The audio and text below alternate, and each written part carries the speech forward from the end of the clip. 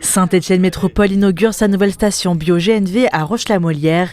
C'est la 3e station qui permet d'alimenter les véhicules en gaz naturel de la ville qui voient le jour sur la métropole. Pour Saint-Étienne Métropole, c'est un pas de plus vers son projet de transition énergétique. Je pense qu'à l'heure actuelle, on peut plus se permettre d'agir comme on le fait depuis des décennies.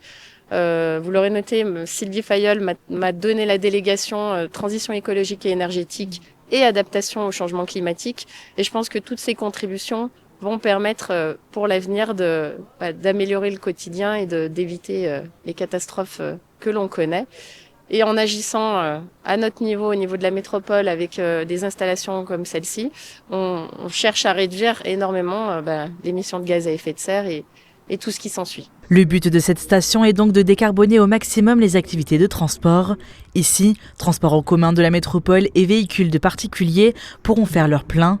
De plus, le GNV utilisé dans cette station est made in Loire puisqu'il provient d'agriculteurs méthaniseurs du département. Concrètement, on raccorde nos stations au système de réseau de gaz de GRDF. On distribue du biométhane à 99% sous pression dans les réservoirs. Voilà. Et souvent, les 3 quarts du temps, quand on parle de bio-GNV, on parle de gaz local produit par des agriculteurs méthaniseurs en local.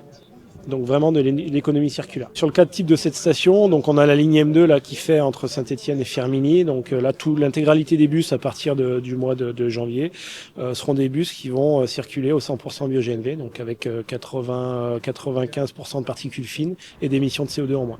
Saint-Étienne Métropole a déjà prévu la mise en service d'une nouvelle station. Elle est prévue du côté de Génilac pour janvier 2026.